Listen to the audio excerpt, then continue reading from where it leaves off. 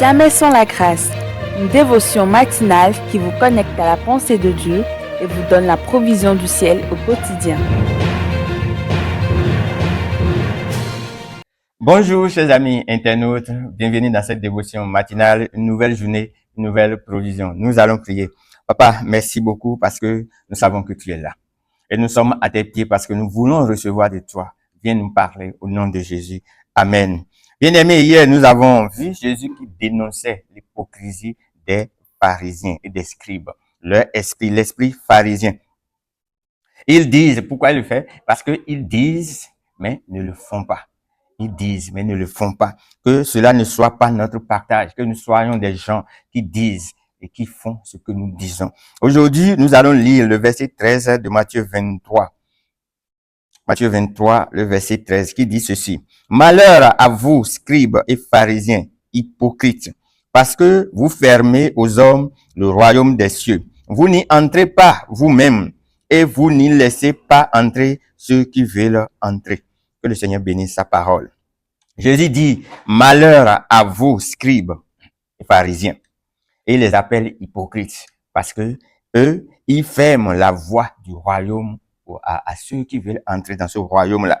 Et eux-mêmes ne veulent pas entrer. Donc, non seulement eux, ils ne veulent pas faire partie de ce royaume, mais ils veulent empêcher les autres d'y avoir accès. L'esprit pharisien, c'est un mauvais esprit. C'est un esprit méchant.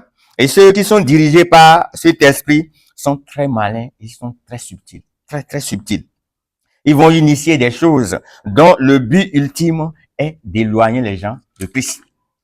Ils vont mettre des choses sur pied. Et la finalité de ces choses, c'est de pouvoir séparer les gens de Christ, éloigner les gens, empêcher les gens d'avoir accès au royaume de Dieu. Ils sont très malins, ils sont subtils. Ils posent des actions qui vont à l'encontre de l'évangile. L'évangile qui donne la vie. Leur action, leur manière de faire, tout ce qu'ils initient, c'est pour pouvoir empêcher que les gens puissent avoir accès à l'évangile, les gens puissent rencontrer Jésus. Et ils mettent des choses sur pied pour ce but-là. Ils ne veulent pas venir à Christ, mais ils bloquent la voie qui mène à Christ, ils bloquent cette voie-là aux gens. C'est ce que Jésus leur reproche ici. Ils ne veulent pas faire l'œuvre de Dieu. Non. Mais quand les gens sont en train de faire l'œuvre de Dieu, comment ils vont faire pour bloquer cette œuvre-là?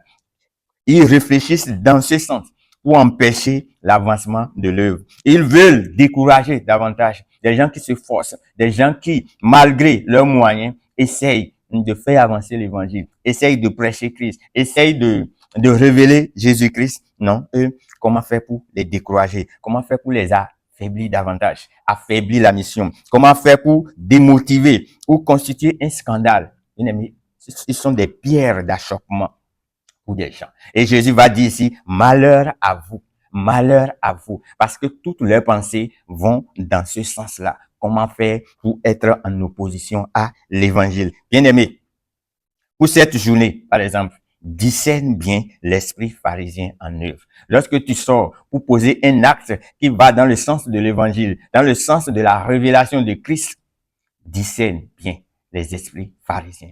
Discerne, c'est important.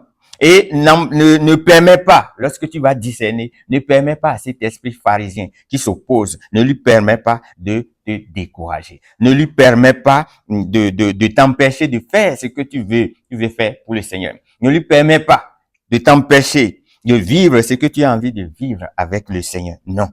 Ne lui permet pas de te décourager, de te démotiver. Non. Essaye de discerner.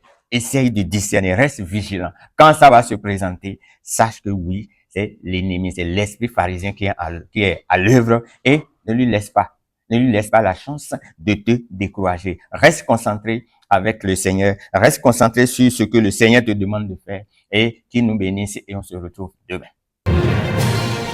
Si vous avez aimé cette émission, parlez-en à vos amis. Parlez-leur du message de la grâce et de ce qu'il fait dans vos vies. Pour un sujet de prière, une question ou pour devenir partenaire, contactez-nous au 00229 94 75 80 20. Que Dieu vous bénisse et à la prochaine. En attendant, pensez avec Dieu.